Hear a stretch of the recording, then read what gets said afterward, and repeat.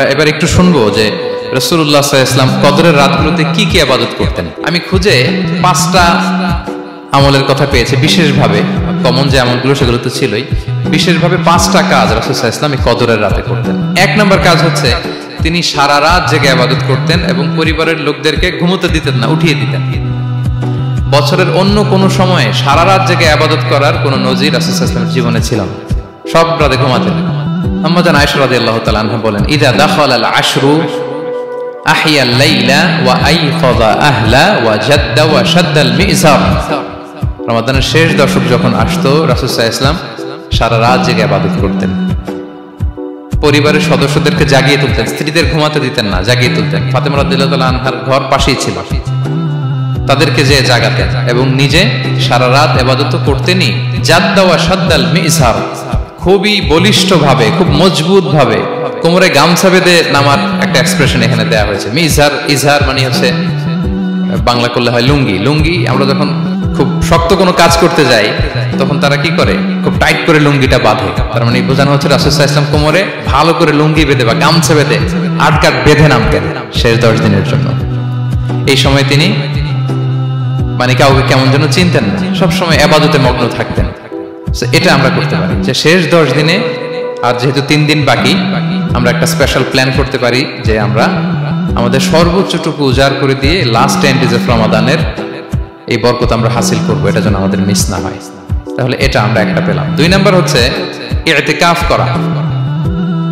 রাসূলুল্লাহ সাল্লাল্লাহু আলাইহি ওয়াসাল্লাম রমাদানের শেষ 10 দিন ইতিকাফ করতেন। আমাদের আয়েশা রাদিয়াল্লাহু তাআলা আনহা বলেন, কানা ইয়াতাকিফুল আশরাল আওয়াখির মিন রমাদান। রমাদানের শেষ দশকে তিনি ইতিকাফ করতেন হাত্তা তাওয়াফাহুল্লাহ, ওনার ইন্তেকালের আগ পর্যন্ত এই অভ্যাসটাই তিনি জারি রেখেছেন। সুম্মা আতাকাফা আজওয়াজুহু মিন বা'দি, তারপরে ওনার স্ত্রীরা ইতিকাফ করেছেন।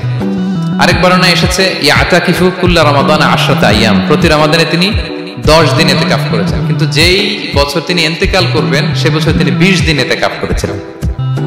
প্রতি রমাদানে 10 দিন, আর যে বছর ইন্তেকাল করবেন সে বছর কয় দিন? 20 দিন তিনি ইতিকাফ করেছিলেন মসজিদে নববীতে।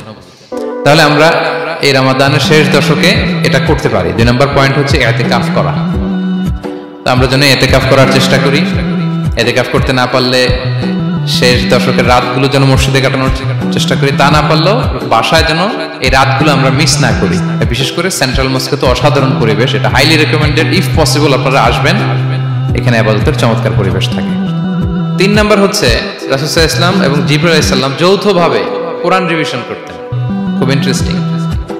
সারা বছর যেটা নাজিল হতো রমাদানে জিবরাইল আলাইহিস সালাম রাসূল সাল্লাল্লাহু আলাইহি ওয়াসাল্লামকে শোনাতেন, রাসূল সাল্লাল্লাহু আলাইহি ওয়াসাল্লাম জিবরাইল আলাইহিস সালামকে শোনাতেন। সহিহ বুখারীর বর্ণনা, কানা জিবরিলু ইয়ালকাহু ফি কুল্লি লাইলাতিন মিন রমাদান ফায়ুদারিসুল কুরআন, প্রতি রমাদানের প্রতি রাতে এসে রাসূল সাল্লাল্লাহু আলাইহি ওয়াসাল্লামের সাথে কোরআন মুদারাসা করতেন। সহিহ মুসলিমের বর্ণনায়, আন্না জিবরিল কানা ইউআরিদুহু বিল কুরআন কুল্লা আমিন মাররা, প্রতি বছর রমাদানে একবার শোনাতেন বা শুনিয়েছেন। যে বছর তিনি ইন্তেকাল করবেন তিনি 2 বার শুনিয়েছেন। আরাদা ইউআরিদু মানে এটা ফ্রম বোথ সাইড। আরবি শব্দটা এমন যে জিবরাইল আলাইহিস সালাম শোনাতেন, এরপর রাসূল সাল্লাল্লাহু আলাইহি ওয়াসাল্লাম জিবরাইল আলাইহিস সালামকে শোনাতেন, কোরআন রিভিশন করা। তো এই শেষ দশকের রাতগুলোতে আমরা যেন বেশি বেশি কোরআন পড়ি। কোরআন তেলাওয়াত, কোরআনিক রিসাইটেশন হতে পারে, কোরআনের অর্থ পড়া হতে পারে, তাদাব্বুরে কোরআন হতে পারে, কোরআনের হালাকায় জয়েন করা হতে পারে। ইন ইটস এনি ফর্ম আমরা যেন কোরআনের সাথে অ্যাটাচমেন্টটা বাড়াই লাস্ট 10 ডেজ অফ রমাদানে। 4 নাম্বার কিয়ামুল লাইল করা। রাসূল সাল্লাল্লাহু আলাইহি ওয়াসাল্লাম কিয়ামুল লাইল করতেন এবং কিয়ামুল লাইল শব্দটাকে রাসূল সাল্লাল্লাহু আলাইহি ওয়াসাল্লাম কদরের সাথে জুড়ে দিয়েছেন। সহিহ বুখারীর বর্ণনায় তিনি বলেছেন, মান কামা লাইলাতাল কদরি ঈমানা ওয়া ইহতিসাবা গুফিরা লাহু মা তাকদ্দামা মিন যামবি। কদরের রাতে যে কিয়ামুল লাইল করে বিশ্বাস নিয়ে এবং নাজাতের প্রত্যাশা নিয়ে, তার পূর্বের সমস্ত গুনাহ আল্লাহ তাআলা ক্ষমা করে দিবেন। তাহলে কিয়ামুল লাইলটা রাসূল সাল্লাল্লাহু আলাইহি ওয়াসাল্লাম বিশেষভাবে কদরের রাতের সাথে সম্পৃক্ত করেছেন। আমরা যেন প্রতি রাতে কিয়ামুল লাইল করি, লম্বা সময় যেন দাঁড়িয়ে থাকি, লম্বা সময় কোরআনিক রিসাইটেশন করি দাঁড়িয়ে থেকে, লম্বা সময় রুকু, লম্বা সময় সিজদা, স্পেশালি সিজদা। আকরাবু মা ইয়াকুনুল আবদু মির রাব্বিহি ওয়া হুয়া সাজিদ ফাআকসিরু ফিহি দুআ। বান্দা যখন সিজদায় থাকে আল্লাহ সবচেয়ে কাছে থাকে। তো আমরা তো আল্লাহর সবচেয়ে কাছে যেতে চাই এই ক্রিম টাইমটাতে, কি বলেন? আমরা যেন লম্বা সময় সিজদাতে থাকি। কিন্তু আমাদের অনেকের যেটা হয়, নামাজে তাড়াহুড়ো, অনেকের সব ব্যস্ততা যখন নামাজে দাঁড়াই এরকম হয়ে যায়। রাসূল সাল্লাল্লাহু আলাইহি ওয়াসাল্লামের সালাত যদি আমরা খেয়াল করি, বিশেষ করে কিয়ামুল লাইলে এত যে সুন্দর ছিল, আম্মাজান আয়েশা রাদিয়াল্লাহু তাআলা আনহাকে জিজ্ঞেস করা হয়েছিল যে হে আম্মাজান, রাসূল সাল্লাল্লাহু আলাইহি ওয়াসাল্লামের কিয়ামুল লাইল কেমন ছিল, কিভাবে কিয়ামুল লাইল করতেন? আম্মাজান আয়েশা দেখেন ওনার এক্সপ্রেশনটা কত সুন্দর। তিনি বলেছেন ফালা তাসআল আন হুসনিহিন্না ওয়া তুলিহিন্না, রাসূল সাল্লাল্লাহু আলাইহি ওয়াসাল্লামের কিয়াম যে কত সুন্দর ছিল, কত লম্বা ছিল, আমায় জিজ্ঞেস করুন, আমি বলতে পারবো না। আমরা অনেক সময় যখন খুব বেশি চমৎকার কিছু হয় তো আমরা কি বলি, ভাই এত সুন্দর ছিল আমি বোঝাতে পারবো না, এরকম বলি না যে এত অসাধারণ আমি বলে বোঝাতে পারবো না। বাংলাতেও কিন্তু আমরা বলি এত চমৎকার বলে বোঝাতে পারবো না, শব্দের গুণনে ভাষার গুণনে আমি ফুটিয়ে তুলতে পারবো না। তো আম্মাজান আয়েশা এটাই বলেছিলেন ফালা তাসআল আন হুসনিহিন্না ওয়া তুলিহিন্না, রাসূল সাল্লাল্লাহু আলাইহি ওয়াসাল্লামের রাতের নামাজ কিয়ামুল লাইল যে কত সুন্দর ছিল, কত দীর্ঘ ছিল, লম্বা ছিল, আমায় জিজ্ঞেস করো না, আমি বলে বোঝাতে পারবো না। সুবহানাল্লাহি ওয়া বিহামদিহি। আমরা যেন লম্বা সময় কিয়ামুল লাইল করি।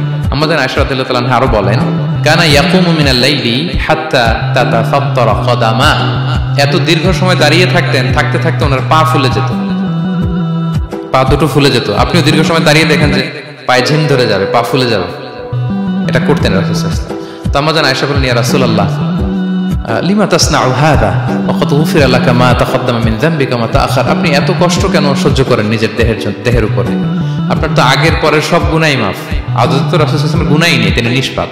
এত কষ্ট কেন করেন? আপনার আগের পরের সবই তো মাফ করে দেয়া হয়েছে, কেন করেন? রাসূল সাল্লাল্লাহু আলাইহি ওয়াসাল্লাম উত্তর করেছেন আফালা উহিব্বু আন আকুনা আবদান শাকুরা, আয়েশা আমি কি শুকরগুজার বান্দা হতে পছন্দ করব না? আল্লাহ তাআলা আমাকে তার রহম এবং করমে সব মাফ করে দিয়েছেন, কিন্তু আমি কি শুকরগুজার হব না? আমি কি আমার রোলটা প্লে করব না? আমি কি নিজেকে সঁপে দেব না আল্লাহ তাআলার কাছে জায়নামাজে? তো এটা ছিল সংক্ষেপে রাসূল সাল্লাল্লাহু আলাইহি ওয়াসাল্লামের কিয়ামুল লাইলের ধরন। এভাবে তিনি দীর্ঘ সময় কিয়ামুল লাইল করতেন। আমরা যেন এটা করি। সেন্ট্রাল মস্কে কিয়ামুল লাইল এবছর নিশ্চয়ই হচ্ছে, আমরা যেন অংশগ্রহণ করি। 5 নম্বরে রাসূল সাল্লাল্লাহু আলাইহি ওয়াসাল্লাম দোয়া করতেন। এই কদরের রাতগুলোতে খুব বেশি বেশি দোয়া করতেন। দোয়া নিয়ে আমরা একটা জুমার খুতবা দিয়েছিলাম, সেখানে আমরা বলেছিলাম যে দোয়া হতে হবে খুব আন্তরিক দোয়া, রোবোটিক দোয়া যেন না। আপনার আবেগ, ভালোবাসা, মনের মাধুরী মিশিয়ে, চোখের পানি মিশিয়ে, অশ্রুসিক্ত করে এই দোয়াটা করতে হবে, তাহলে সে দোয়া আল্লাহর কাছে কবুল হবে। আমরা যেন আমাদের ভাব, আবেগ সব ঢেলে দিতে পারি আমাদের দোয়াতে, আমাদের সিজদায়, আমাদের কিয়ামুল লাইলে। এবং যে কোনো ভাষায় কোরআনিক দোয়াগুলো রেকমেন্ডেড, হাদিসের মাসুরগুলো রেকমেন্ডেড। তাছাড়া আপনার নিজের ভাষায় আপনার কি চাওয়া, আপনার কি আকাঙ্ক্ষা, আপনার মনের কষ্ট, যাতনা সবকিছু আপনি আল্লাহ তাআলার কাছে পেশ করুন। এবং আম্মাজান আয়েশা জিজ্ঞেস করেছিলেন ইয়া রাসূলুল্লাহ, আমি যদি কদর পেয়ে যাই আমি কি বলবো এই রাতে? মা আদউ, কি দোয়া করব? রাসূল সাল্লাল্লাহু আলাইহি ওয়াসাল্লাম বললেন তাকুলিন, আয়েশা তুমি বলবে আল্লাহুম্মা ইন্নাকা আফুউন তুহিব্বুল আফওয়া ফাআফু আন্নি। আয়েশা তুমি যদি কদরের রাত পেয়ে যাও এটা বলবে, হে আল্লাহ আপনি ক্ষমাশীল, আল্লাহ আপনি ক্ষমাকে পছন্দ করেন, আল্লাহ তাই আপনি আমায় ক্ষমা করেন।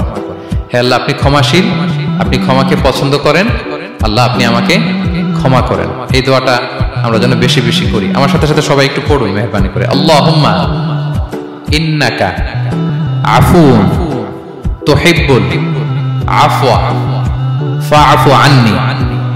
আল্লাহুম্মা ইন্নাকা আফুউন তুহিব্বুল আফওয়া ফাআফু আন্নি। হে আল্লাহ আপনি ক্ষমাশীল, আপনি ক্ষমা করাকে পছন্দ করেন, আল্লাহ আমাকে ক্ষমা করেন। আমরা আমাদের নিজেদের ভাষায় অনেক দোয়া করতে পারবো, কিন্তু রাসূল সাল্লাল্লাহু আলাইহি ওয়াসাল্লামের শেখানো দোয়াগুলো এটা হচ্ছে মানে very precise in wording but comprehensive in meaning. এটার অর্থ, এটার আবেদন এটা অনেক বেশি।